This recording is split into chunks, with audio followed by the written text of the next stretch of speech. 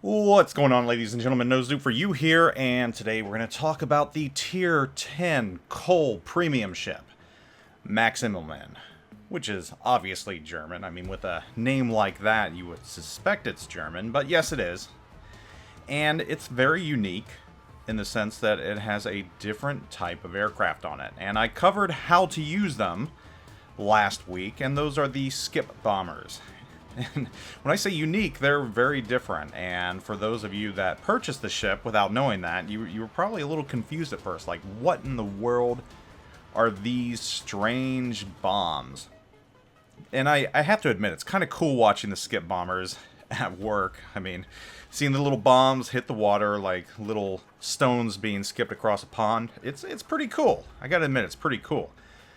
But the ship does have some drawbacks. I mean, it's definitely got some pros and it's got some cons, and I'm going to cover those. I'm not going to go into the fine detail of statistics like I normally do with other ships. I think any of you that have watched my carrier reviews probably know that. I kind of do a more high-level approach and get into the feelings of how to play the ship and what I like about it and what I don't.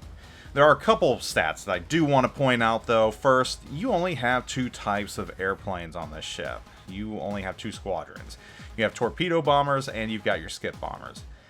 The torpedo bombers are going to be very familiar to you all. Those are the FW-190G8s, and those are found on the Richthofen, so not too much different there. The skip bombers, though, those are the TA-152C-1/R14s. And those numbers probably don't make much sense to you if you just play the game and don't get into the fine details. Those are aircraft that you're going to find on the Graf Zeppelin, and actually those are the torpedo bombers on the Graf Zeppelin.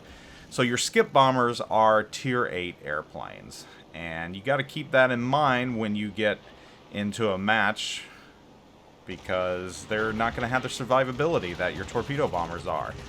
So this is one of those instances in which you might want to go ahead and fire one salvo early once these planes take off, because that's another aspect about this ship that is definitely going to be a con for a lot of players.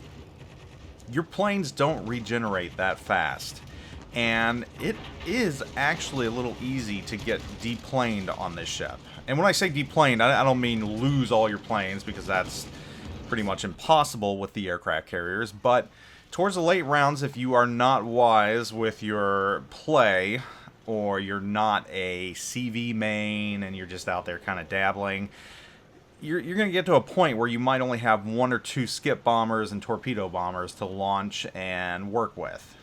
And then all of a sudden, magically, you'll have 4 or 5 more after that. It's kind of weird how it works.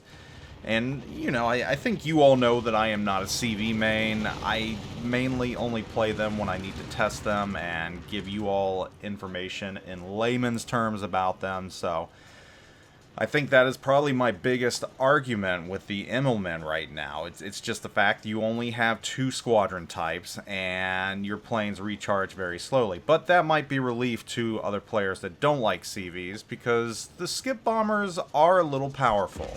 I mean, they're not hard to use once you get the hang of it. And as someone in this round noted, they're pretty much almost a 2-fire guarantee if all of them hit. I will say, when you do launch them, make sure you aim a little higher. You want to hit the superstructure. You don't want to hit the hull of battleships, because there's a chance if you do that, you're not going to get any damage at all. You're going to get a torpedo bulge protection ribbon, and nothing's going to happen. But if you hit high in the superstructure, you are going to do some damage, and you're also going to set some fires. And it's usually either going to be 1 or 2 fires, which it can take a lot of damage out of ships. It can really start their round off on the wrong foot. And torpedo bombers, again, nothing out of the ordinary. If you have the Richthofen, you know how to use these torpedo bombers, because they are the exact same thing. I want to talk about the skip bombers a little more, because these are the unique thing about this ship, the selling point, the gimmick, if you will. And I gotta admit, it is a fun gimmick, and it's the only ship in the game that has these right now. It kind of makes you wonder if you're going to see any more of these. And I'll admit, I didn't research the history of skip bombers. I don't even know if they existed in World War II. I've never heard anything about them until they were released in this game. That doesn't mean they don't exist. And I'm fairly knowledgeable about World War II and World War II history, and the fact that I'm not aware of them means that either they didn't exist and this is a creation for the game, or they did exist but they were such a one-off type of thing that they just weren't used, or skip bombers are just something that happened when planes had to make a low attack and literally they just skipped their bomb across, and it wasn't a tactic in common use, but just something that came out of necessity. I don't know. I'm actually probably going to research that now after I get done with this video and get this posted, because now I am actually intrigued and I want to know the history behind these and see if it is a wargaming creation. But the skip bombers are unique, they're interesting, and as the gimmick for this ship, I feel that they are pretty strong. They are powerful, but this ship is tempered by the fact that you only have these 2 squadron types. Not having rocket planes, fighter planes, or attack planes, it does kind of hurt. Your destroyer hunting capabilities pretty much limits you. I mean, obviously you can drop your skip bombs on them, especially close up. You can do damage with that. And don't discount your torpedoes. I see a lot of CV players very hesitant to drop torpedoes on destroyers.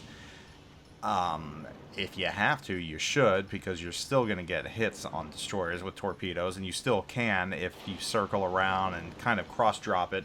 So it's not... well, I won't say it's the easiest thing in the world to hit destroyers with torpedoes. It's not impossible, and it's something that if you want to be a good CV player, you should always try to attempt. And I'm sure those of you that play CVs a lot know this. I don't know that I'm in the position to tell you this, because I don't play CVs a lot. I am not a CV main. If I crack 100,000 damage in a CV, I consider it a good round, whereas I know for most of you that play CVs a lot, you're probably looking upwards of 130,000 damage and more. I will say that with the Immelmann, I don't do quite the damage that I do in ships like the Midway.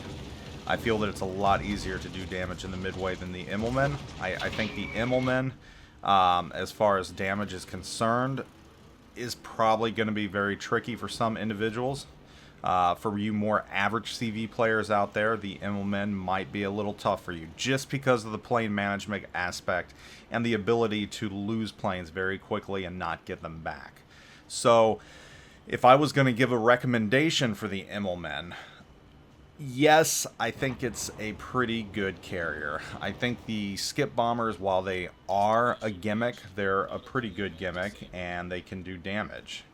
I think this CV does have a decent skill ceiling. I think that this CV is going to be more for players that play CVs often, feel comfortable in them, and how to make the best of its attributes and use your planes wisely and avoid all the things you need to avoid in a CV.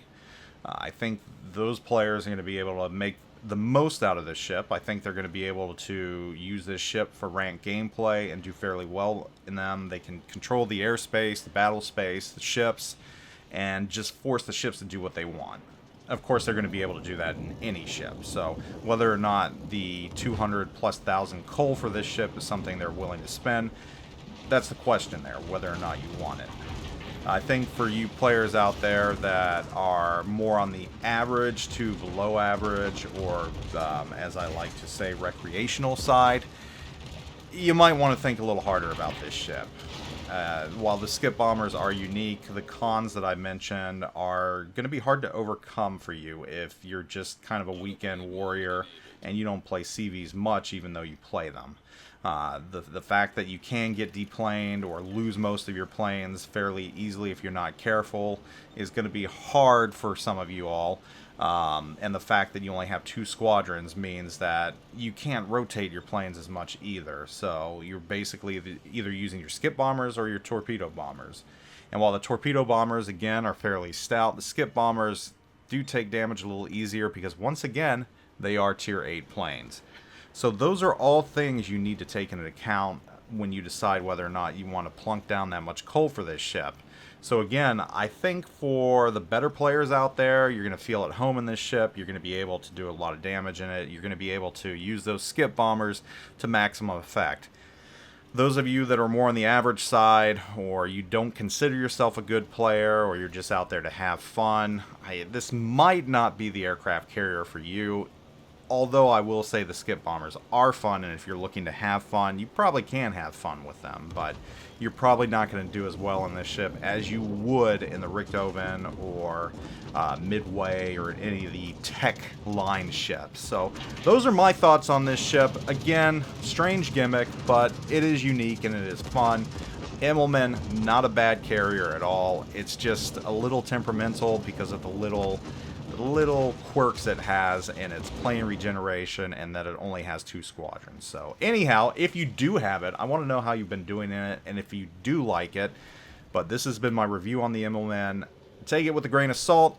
Good luck. If you decide to purchase it, have fun, and I will catch you all later. Zoop out.